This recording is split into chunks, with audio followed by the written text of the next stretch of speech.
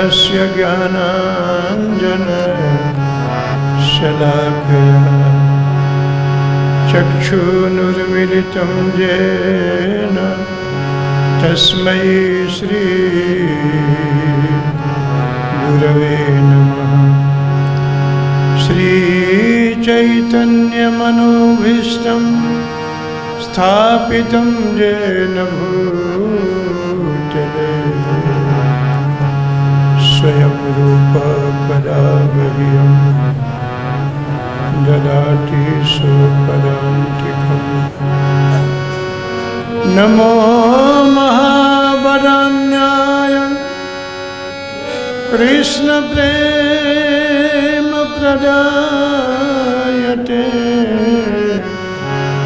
कृष्णाय कृष्ण चैतन्य नाम्ने गौरतुसे नमः। ओम ज्ञानतिमिरान्धस्य ज्ञानाञ्जनशलाकया चक्षुरुन्मीलितं येन तस्मै श्रीगुरवे नमः। साक्षाद्धरित्वेन समस्तशास्त्रैः रूकस्तथा भावितयेव सद्भिः। किन्तु प्रभोर्य प्रियेव तस्य वन्दे गुरो श्री चरणारविन्दम्। वन्दे गुरो श्रीचरणारविन्दं। वन्दे गुरो श्री चरणारविन्दम्। हे कृष्ण करुणा सिंधु दीनबन्धो जगत्पते गोपेश गोपिकाकान्त राधाकान्त नमस्तुते। तप्तकाञ्चन गौराङ्गी राधे वृन्दावनेश्वरी वृषभानुसुते देवी प्रणमामि हरिप्रिये। जय श्री कृष्ण चैतन्य प्रभु नित्यानंद श्री अद्वैत चंद्र जय गौर भक्त वृंद। हरे कृष्णा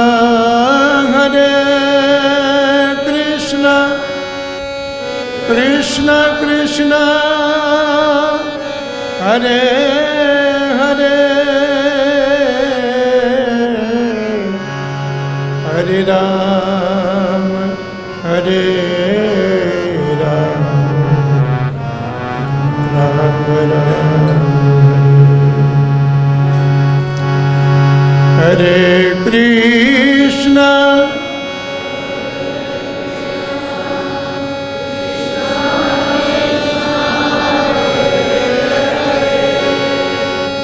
हरे राम राम राम। एक बार और सभी लोग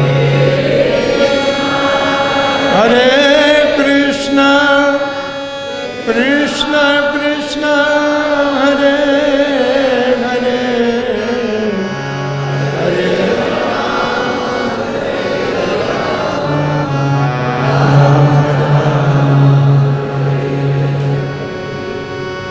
ओम नमो भगवते वासुदेवाय।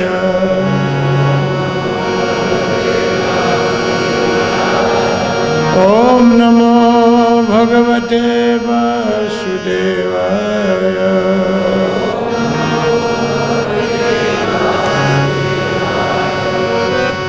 ओम नमो भगवते वासुदेवाय। भगवते नारायणं नमस्कृत्यं नरं चैव नरोत्तमं देवीं सरस्वतीं व्यासं ततो जयमुदीरयेत्। नष्टप्रायेषु भद्रेषु नित्यं भागवत सेवया भगवती उत्तमश्लोके भक्तिर्भवति नष्टकी। श्रीमद्भागवतम सप्तम स्कंध अध्याय 6 श्लोक संख्या 26 है ना।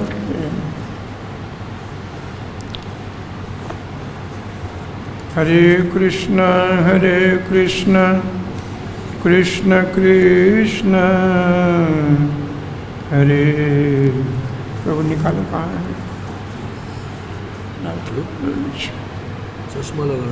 हाँ अच्छा कोई बात नहीं, निकालता हूँ। 6 अध्याय है, 26 है ना। हरे कृष्ण कृष्ण कृष्ण हरे हरे, हरे राम राम राम हरे हरे।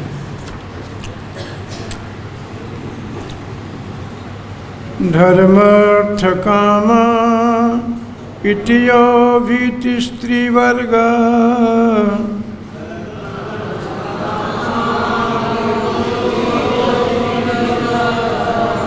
इच्छात्रयीन यदमो विशुद्धा च वर्ता।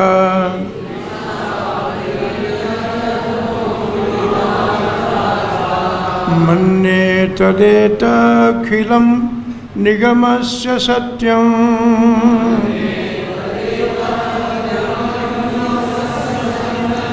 स्वात्मा परं स्वसुहृदं परमस्य पुंसा।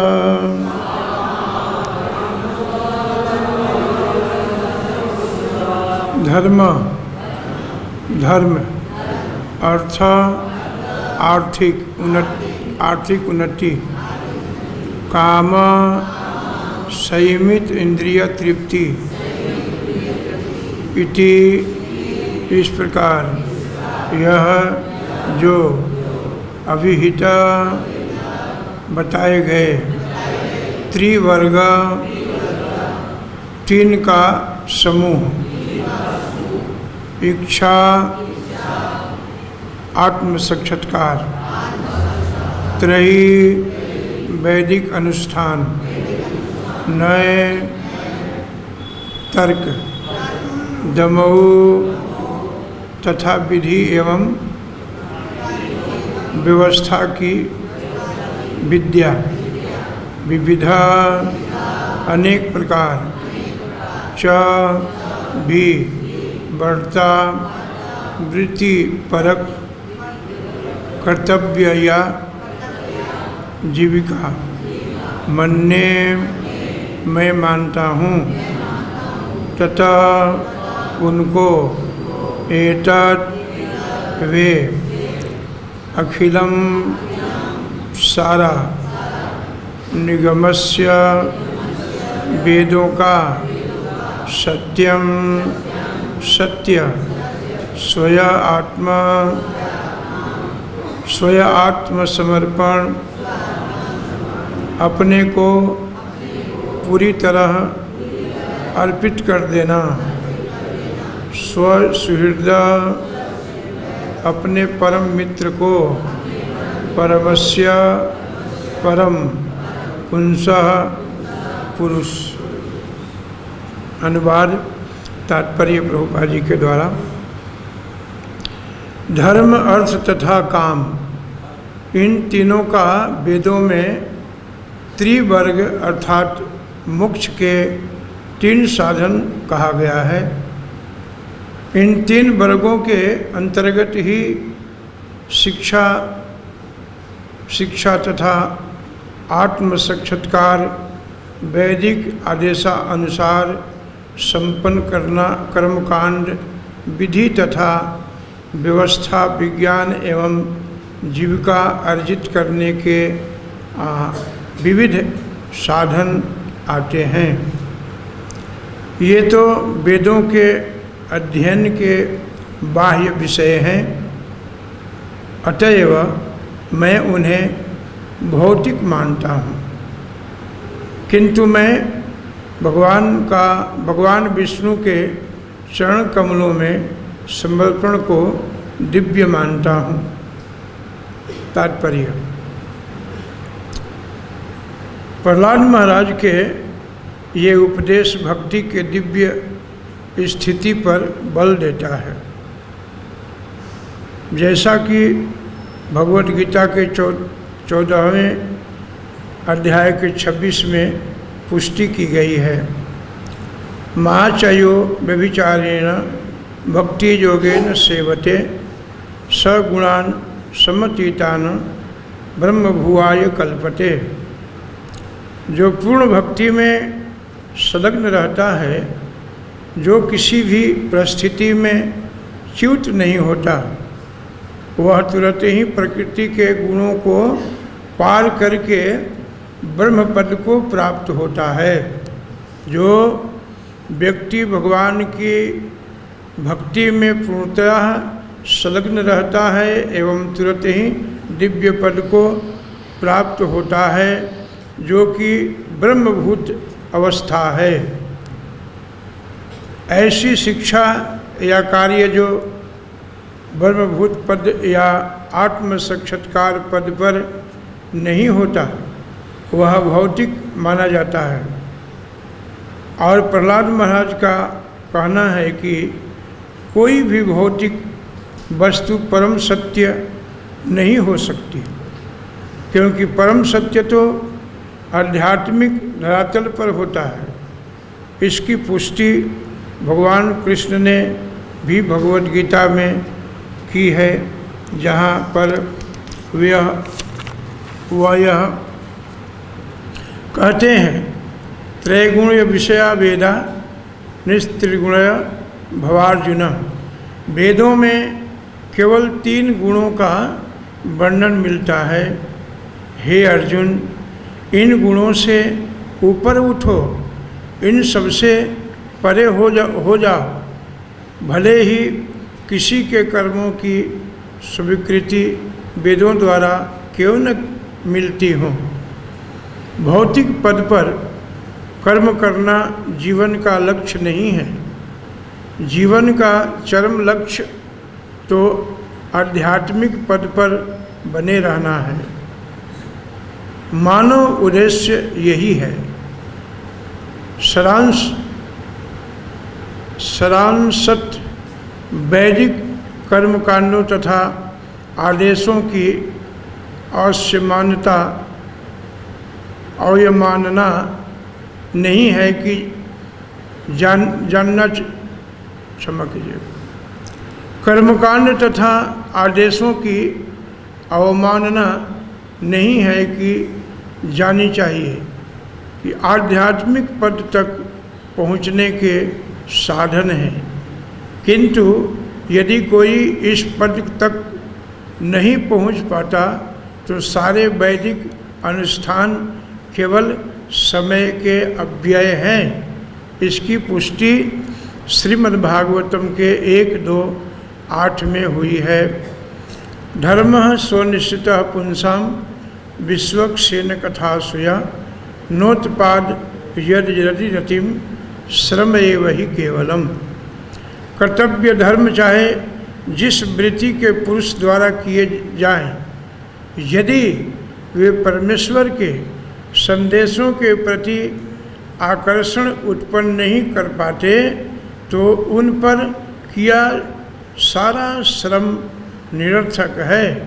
यदि कोई दृढ़तापूर्वक धर्म के कार्यों को करता है, किंतु यदि वह अंततः परमेश्वर की शरण में नहीं जाता तो उसका मोक्ष या ऊपर उठने के सारे साधन समय तथा श्रम के अव्यय मात्र है।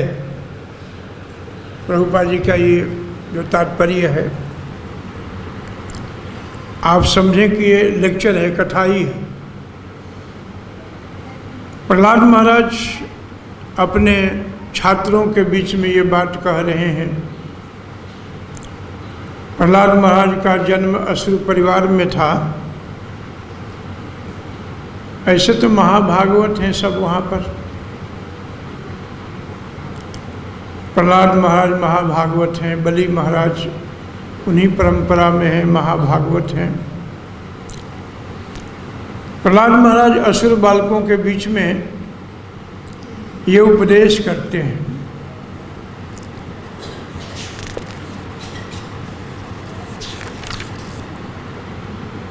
धर्म अर्थ काम इन तीनों को वेदों में त्रिवर्ग कहा गया है। धर्म पूर्वक धन कमाना। आजकल तो धर्म पूर्वक धन है ही नहीं, या धर्म पूर्वक धन कमाते हैं, चाहे छोटा व्यक्ति हो या बड़ा व्यक्ति हो, झूठ बोल करके धन अर्जन करना चाहते हैं। इसको प्रहलाद महाराज बिल्कुल सख्त माना करते हैं। कम से कम जीवन में ये संकल्प ले लें कि हम झूठ कभी नहीं बोलेंगे।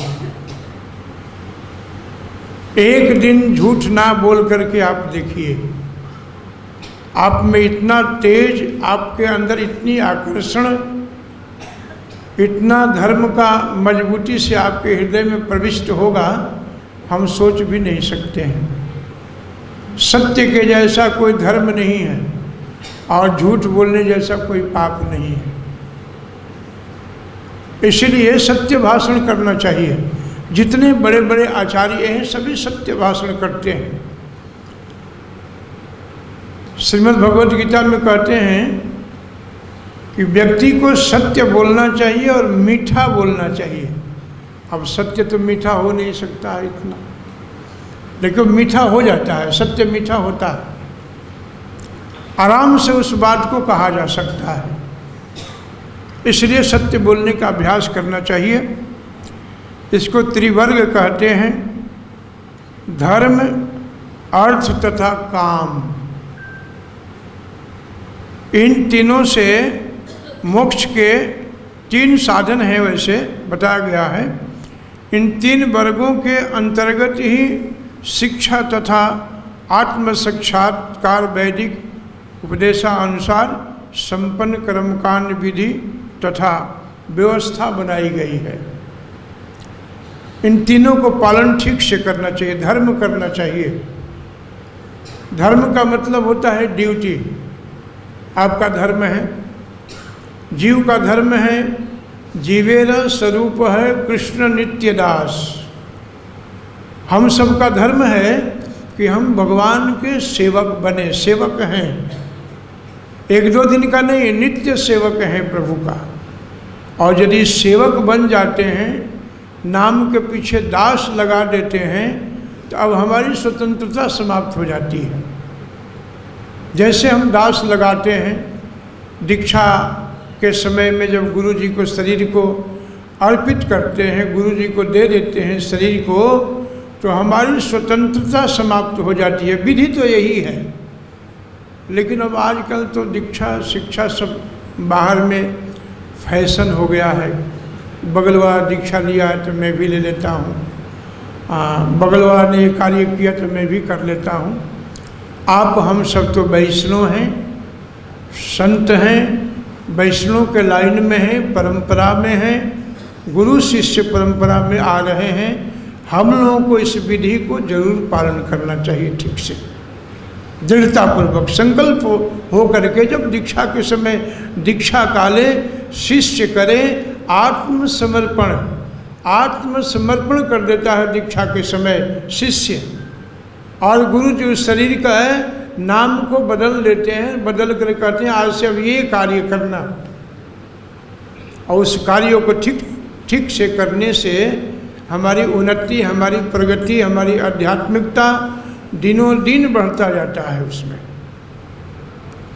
तो जब हम दास बन जाते हैं तो हमारी स्वतंत्रता समाप्त हो जाती है।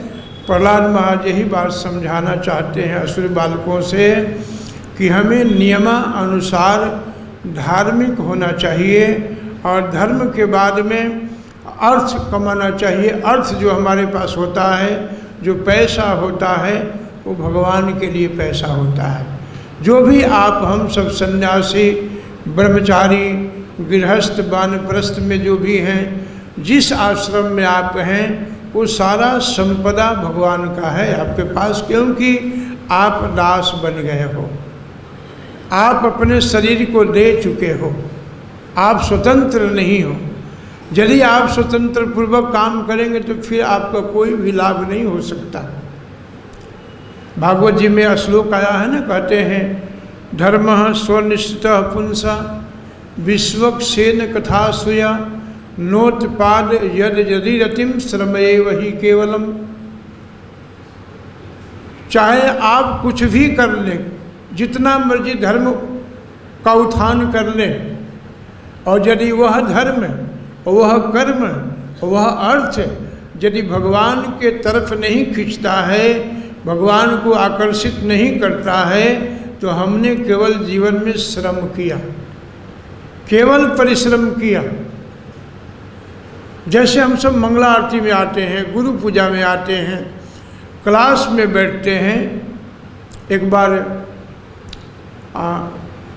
श्री लोकनाथ गोस्वामी महाराज जी ने कथा कह रहे थे कि यहाँ तक कि यदि आप भागवत पढ़ते हैं ठीक से,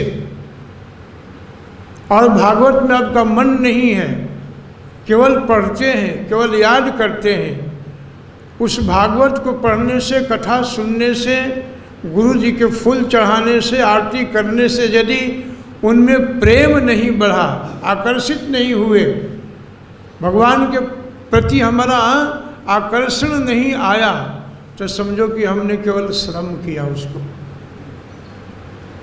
श्रम एव ही केवलम। धर्मः स्वनिष्ठितः पुंसा विश्वक्सेन कथा सुया नोत्पाद यद यदि रतिम। नोत्पाद यद यदि रतिम, यदि रति नहीं हुआ, प्रेम नहीं बढ़ा, तो श्रम एव ही केवलम, केवल श्रम है वो, केवल परिश्रम है वो। इसीलिए हमें यदि अर्थ, धर्म, काम, ये तीन जो त्रिसर्ग बताया गया, इसको पालन करना चाहिए ठीक से, तब मोक्ष के तरफ हमें बढ़ना चाहिए। और इसके लिए हमें बहुत ललायित होना चाहिए, बहुत हमारे मन में उत्कंठा होनी चाहिए, प्रेम होना चाहिए हमारे मन में, हमारे जीवन में उत्कंठा होना चाहिए भगवान के प्रति। प्रेम, दिनों दिन प्रेम बढ़ना चाहिए भगवान के प्रति, आकर्षण बढ़ना चाहिए, आसक्ति हो जाना चाहिए भगवान से। भगवान के देखे बिना जीव न रहे, मन माने ही ना, कथा के बिना मन माने। कुछ भक्तों को मैं देखता हूँ बहुत बिजी होते हैं, लेकिन फिर भी कान में दिल लगा के कथा सुनते रहते हैं। पूरे वृंदावन में जाता है ना ये कथा सब। इसके लिए प्यास होना चाहिए। एक बार राजस्थान में जब गाड़ियाँ चलती हैं ना, ट्रेनें चलती हैं, वो भी गर्मी के दिन में, तो स्टेशनों में पानी नहीं होता है। ऐसा ही वहाँ गर्म बहुत होता है, गर्मी तो यहाँ भी बहुत है।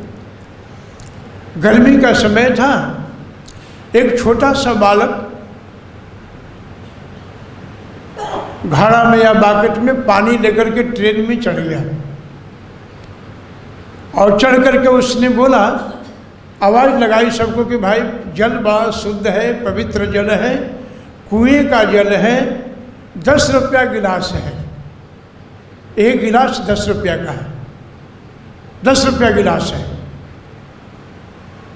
अब आवाज़ लगाते जा रहा था, एक सेठ जी बैठे थे, सेठ जी उसको इशारा किए, बुलाए, आओ जरा। बोला जल कैसे देते हो? बोले 10 रुपया गिलास है साहब। पानी कैसा है? बोले बिल्कुल निर्मल स्वच्छ पानी है, कुआं का जल है, हमारे घर में ही कुआं है, उसका जल है ये, बढ़िया जल है। बोले जी साहब बहुत बढ़िया जल है, शीतल जल है। सेठ ने कहा कि 5 रुपया गिलास में दे दोगे? उस बच्चा ने गिलास का पानी तो नहीं दिया 5 रुपया में, लेकिन एक व्यंग भरी मुस्कुराहट छोड़ते हुए सेठ जी के पास से चल दिया। वो सेठ जी के साथ में एक संत भी बैठे थे। संत बैठे थे तो संत उस बालक के पीछे पीछे जाने लगा। ट्रेन जाने वाली थी, वो बालक ट्रेन से उतर गया, वो संत भी उतर गया। संत ने कहा कि बेटा तुम ये बताओ कि सेठ ने, तुमने कहा 10 पैसा, हाँ उसने कहा 5 पैसा, तुमने उसको जल नहीं पिलाया, लेकिन मुस्कुराते मुस्कुराते तुमने कोई व्यंग छोड़ करके चले गए, क्या बात है? बालक ने हंस करके कहा कि समय बीत गया, ट्रेन चली गई, अब बीत गई बात, छोड़ दीजिए। बोले नहीं नहीं, तुम्हारी मुस्कुराहट में बड़ी गहरी विचार छुपा हुआ है, तुम बताओ क्या बात है? बोले कि बहुत बड़ी बात नहीं है। हमने कहा 10 पैसा, सेठ ने कहा 5 पैसा। सेठ ने बहुत तर्क किया, पानी कैसा है, कहाँ का पानी है, ठंडा है कि गर्म है, गंदा है कि पवित्र, बहुत प्रश्न किया। आप जानते हैं क्यों प्रश्न किया? क्योंकि उसको प्यास नहीं लगी थी, प्यास ही नहीं था उसको। प्यास होता तो कभी प्रश्न नहीं करता और भाव भी नहीं करता। हम लोगों को ऐसा ही प्यास होना चाहिए। भगवान को प्रेम प्राप्त करने के लिए भूख होना चाहिए, प्यास होना चाहिए, प्रेम होना चाहिए। यही बात प्रहलाद जी समझाना चाह रहे हैं। अब इसमें वर्णन करते हैं, मैं फिर से पढ़ लेता हूँ। प्रभुपाद जी के द्वारा कहना बहुत अच्छा है ये सब।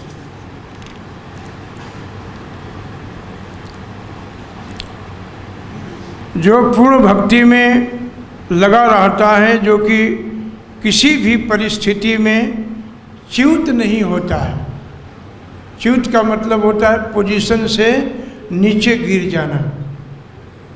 किसी भी अवस्था में अपने पद को नहीं छोड़ता है। हम लोगों का सबसे सुंदर पद क्या है? भगवान के दास बनना। इससे सुंदर पद कुछ हो ही नहीं सकता है। क्या है? हम कृष्ण दास हैं, कृष्ण बलराम दास हैं, श्याम सुंदर दास हैं। दास बनना सबसे ऊंच पोजीशन है। भगवान के सेवक हैं हम। भगवान जो कहते हैं, जैसे कहते हैं, उस बात को मानना। भगवान की जो जो आज्ञा है उस बात को ठीक से समझ करके अपने हृदयगमन करना, उसको हृदय में उतार लेना। अपने पद से कभी भी वो भक्त च्युत नहीं होता, गिरता नहीं। मंगला आरती से कभी विमुख नहीं होता। गुरु पूजा में निश्चित आना है। 16 माला का जो जप करना है वो ठीक ठीक से, 16 माला ही तो है, बहुत माला थोड़ी है। प्रभुपाद जी ने 16 माला के नियम लगाया है। केवल 2, 2.5, 3 घंटे समय दीजिए, बढ़िया से समय दीजिए, वही 3 घंटा का समय आपका गिनती होगा। एक संत थे, बेचारे बहुत वृद्ध थे, बाल दाढ़ी सब श्वेत हो गया था उनका। किसी ने पूछा कि बाबा आपका उम्र कितना है? बोले कि बेटा अभी मैं 40 वर्ष का हूँ। उस व्यक्ति ने कहा कि बाबा आपके मुख में तो एक भी दांत नहीं है, बाल श्वेत हो गया है, आप कहते हो कि 40 वर्ष के हूँ। तो बोले कि देखो मैं 40 वर्षों से भक्ति कर रहा हूँ, 40 साल से ही मैं भक्ति कर रहा हूँ, तो इसी भक्ति का जीवन का गिनती होगा ना। अब हमने 80 साल 90 साल में क्या क्या किया, क्या क्या, कहाँ कहाँ मिले, किससे किससे मिले, उसको कौन जानता है, कौन गिनती होता है? उसका तो गिनती जमराज करते हैं। 40 साल में जो गिनती किए हैं भगवान गिनती किए हैं, इसलिए मैं केवल 40 साल का हूँ। भक्त कभी भी अपने पद से गिरता नहीं है, नीचे नहीं आता है। भगवान को कहते हैं अद्वैत अच्युत अनादि अनंत रूपम। भगवान अच्युत हैं, भगवान कभी भी अपने पद से नहीं गिरते हैं, और भक्त भी अपने पद से कभी नहीं गिरते हैं। अच्युत नाम काम ने दिया था। भगवान रास मंडल में जब पधारे असंख्य गोपियों के बीच में जब प्रभु नृत्य करने लगे तो काम भी अपना तैयार होकर के, सजग होकर के, न जाने भगवान पर कितने काम का बाण छोड़ दिया, लेकिन भगवान अपने पद से कभी नीचे नहीं गिरे, देखे भी नहीं। काम हार गया, काम लज्जित हो गया, और लज्जित होने के बाद में कहा कि प्रभु मैंने बड़े बड़े ऋषि, महर्षि, देवर्षि, ब्रह्मर्षि सबको च्युत कर दिया, नीचे गिरा दिया, एक आप ही ऐसे हो जो मेरे बाणों से, काम से प्रभावित नहीं हुए। आज से आपका नाम मैं अच्युत रखता हूँ। भगवान कभी भी अपने पद से गिरते नहीं हैं, और संत वैष्णव भी कभी अपने पद से नीचे नहीं गिरते हैं। तो यहाँ पर प्रहलाद जी कहते हैं कि जो पूर्ण भक्ति में लगा रहता है, जो किसी भी परिस्थिति में च्युत नहीं होता, वह तुरंत ही प्रकृति के गुणों को पार करके ब्रह्म भुवाय कल्पते, तत्काल प्रकृति के गुणों को पार करके भगवत प्रेम प्राप्त कर लेता है। प्रकृति का जो गुण है तमो रज सत, इन तीनों गुणों से परे उठना है, ऊपर उठना है, और ऊपर उठ करके हम सबको भगवान के तरफ बढ़ना है। कैसे बढ़ना है? प्रभुपाद जी कहते हैं इसमें भगवान से, भगवान के प्रति दिव्य पद पर प्राप्त कर लेना है, ब्रह्मभूत अवस्था में प्रवेश कर जाना है। एक होता है जीवभूत, एक होता है भूत। भूत माने श्मशान वाले नहीं, ये चलते फिरते भी भूत हैं, जिनके अंदर भक्ति नहीं है, जो भगवान से प्रेम नहीं करते हैं, वो श्मशान वालों से ज़्यादा खतरनाक भूत हैं ये सब। इन भूतों से डरना चाहिए। पता नहीं आपके कान में क्या छोड़ देंगे आकर के, अरे क्या दिन भर हरे कृष्ण करते रहते हो। ये चलते फिरते भूतों से सावधान रहना चाहिए, बहुत सावधानी की जरूरत है। अरे लाल कपड़ा रंग लिया है, तुम लोग खा करके मोटे हो रहे हो, कुछ भजन साधन करते हो, ऐसे ऐसे शब्द भी ऐसा भूत छोड़ता है। इन भूतों से सावधान। ये चलते फिरते रिक्शा, मोटरसाइकिल, जो भागता है केवल धन के पीछे, स्त्री के पीछे, यश ख्याति के पीछे, उन भूतों से ज़्यादा सावधान रहना चाहिए। एक होता है भूत, एक होता है जीव भूत, जीव भूत सनातन शब्द आया हुआ है। एक होता है जीव भूत, उसके अंदर थोड़ी, उससे थोड़ा ऊंचा है, वो उसका थोड़ा संग कर लेना चाहिए। सनातन अंश है, जीव है, उसको प्रीचिंग इत्यादि कर लेना चाहिए। तीसरा होता है ब्रह्मभूत। ब्रह्मभूत प्रसन्नात्मा न सोचती न कांक्षति, यह स सर्वेषु भूतेषु मद्भक्ति लभते पराम।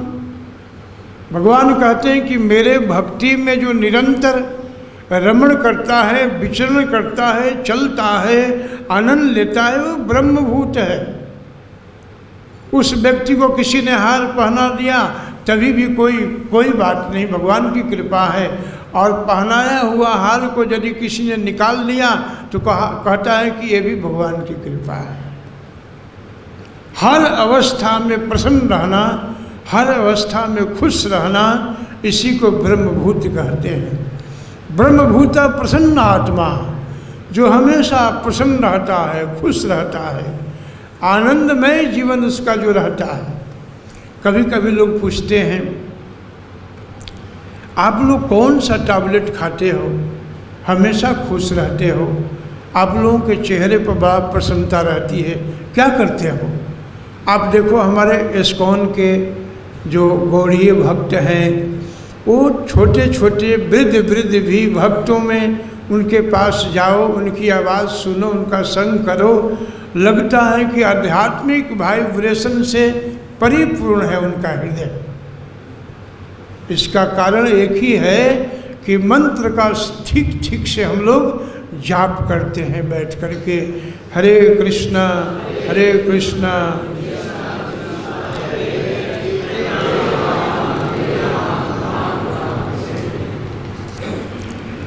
ब्रह्मभूत या आत्म साक्षात्कार के पद पर वह व्यक्ति बढ़ जाता है। प्रभुपाद जी कहते हैं ब्रह्मभूत पद या आत्म साक्षात्कार पद पर नहीं होता, वह भौतिक माना जाता है।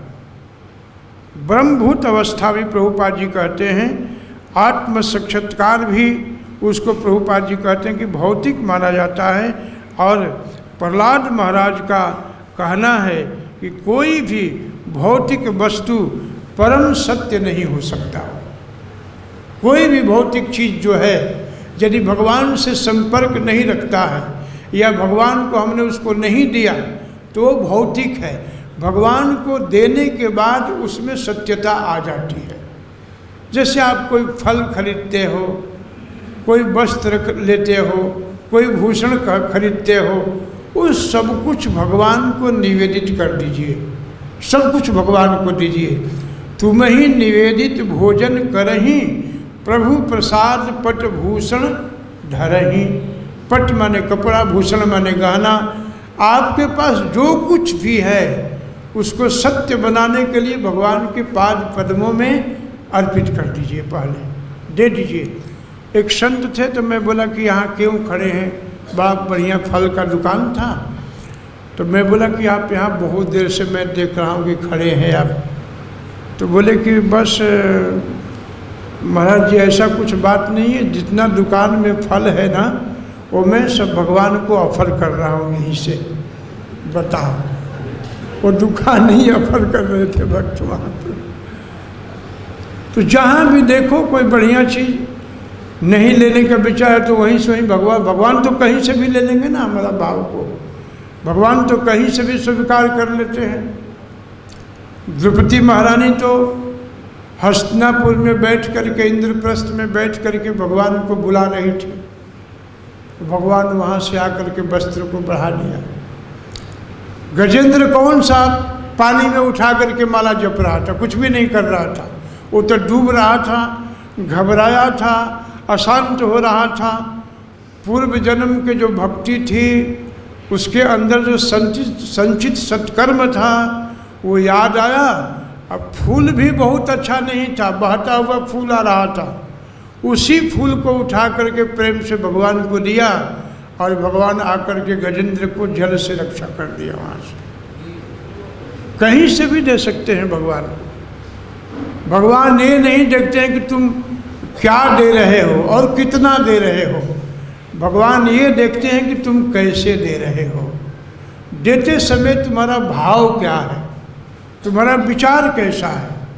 56 प्रकार का भोग हो और उस भोग में विचार ठीक ना हो, देने की ठीक से तैयारी ना हो, भगवान उसे कभी भी नहीं मानते हैं। और यदि बहुत बढ़िया पदार्थ नहीं है, खूबसूरत नहीं है, अच्छा नहीं है, और यदि आपका भाव मजबूत है तो भगवान उसे स्वीकार कर लेते हैं। माता सबरी ने कोई ऊंच जाति के नहीं थी, भैलनी थी, बड़ी नीच जाति की थी। संत महात्मा उससे घृणा करते थे। जिस जल में वो पानी भरने जाती थी वहाँ संत महात्मा ब्राह्मण वैष्णव स्नान नहीं करते थे। नीच जाति की है, पानी छूत हो गया, ऐसा भाव से वो लोग करते थे। लेकिन वही माता सेवरी अपने गुरु मतंग ऋषि के वचनों को पालन करते करते, मतंग ऋषि ने बड़ा विरोध किया। मतंग ऋषि से संतों ने कि नीच जाति की है, भेलनी है, शुद्ध नहीं है, पवित्र नहीं है, आप आश्रम में इसको आश्रय दे रहे हैं, ये ठीक नहीं है। लेकिन मतंग ऋषि उसके भविष्य को जानते थे। संत ब्राह्मण वैष्णव गुरुजन तो त्रिकालदर्शी होते हैं। वो समझ गए कि इसके जीवन में भगवान आने वाले हैं। उसको आश्रम में स्थान दिया। स्थान देने के उपरांत उस जब जाने लगे मतंग ऋषि इस संसार से, तो एक ही बात कहा कि बेटी भगवान की प्रतीक्षा करना, इस आश्रम को छोड़ करके मत जाना। प्रतिदिन अपने आश्रम को साफ करना। एक दिन इस आश्रम में राम पधारेंगे। और गुरु की बात सत्य हुई, घटना घटी और राम जी आए। माता सेवरी आनंद के सागर में डूबने लगी, हिलोरे लेने लगी। एकदम कहाँ बैठा हूँ, कहाँ क्या दूँ, कुछ भी नहीं था। खट्टा खट्टा मीठा मीठा बैर था, वो भी बैर चख चख करके दे रही थी, बताओ। और भगवान ने प्रेम से खाया, कितना आनंद से खाया। तो ये अवस्था हमारी होनी चाहिए, भगवान से प्रेम करना चाहिए। ब्रह्मभूत आत्म साक्षात्कार करके इन पदों से उठ करके भगवान के साथ अपना निर्मल संबंध को स्थापित करना चाहिए। जो हमारा जीव का स्वरूप है, जिसके लिए हम सब आए हैं। जैसे माता सेवरी ने ये बात कहा मतंग ऋषि ने कि बेटी आश्रम से दूर मत जाना। आप हम सब भी प्रभुपाद जी के आश्रम का मतलब उस आश्रय में रहना, उस घर में रहना, उस सिद्धांत में रहना, उसी फिलॉसफी में रहना। चाहे कहीं भी शरीर हो, कहीं भी रहो, मन प्रभुपाद जी में और कृष्ण बलराम मंदिर में रहे आपका। यही आश्रम का नियम है। कहीं भी रहो। प्रभुपाद जी से किसी ने पूछा एक बार, कहा कि प्रभुपाद जी विश्व के हर बड़े बड़े शहरों में इस्कॉन का मंदिर होना चाहिए। प्रभुपाद जी शांत रहे, चुप रहे। फिर एक भक्त ने कहा कि नहीं नहीं, विश्व के हर घर में इस्कॉन का मंदिर होना चाहिए। प्रभुपाद जी फिर भी शांत रहे। 2 मिनट के बाद प्रभुपाद जी ने कहा कि विश्व के हर शहर में नहीं, विश्व के हर शहर के गांव में नहीं, विश्व के हर शहर गांव के अंदर जितने जीव हैं, उस जीवों के अंदर कृष्ण कॉन्शस होना चाहिए। ऐसे प्रभावित करना चाहिए हम सबको। धन्यवाद आप सबका। 2 मिनट समय है, बस आप लोग कुछ पूछना चाहें तो पूछें, नहीं तो एक बार महामंत्र बोलते हैं और प्रसार की तैयारी करते हैं। हरे कृष्णा हरे कृष्णा कृष्णा कृष्णा हरे हरे, हरे राम राम राम हरे हरे। चैतन्य महाप्रभु की, श्रील प्रभुपाद जी महाराज की, आप सब भक्तों की जय हो।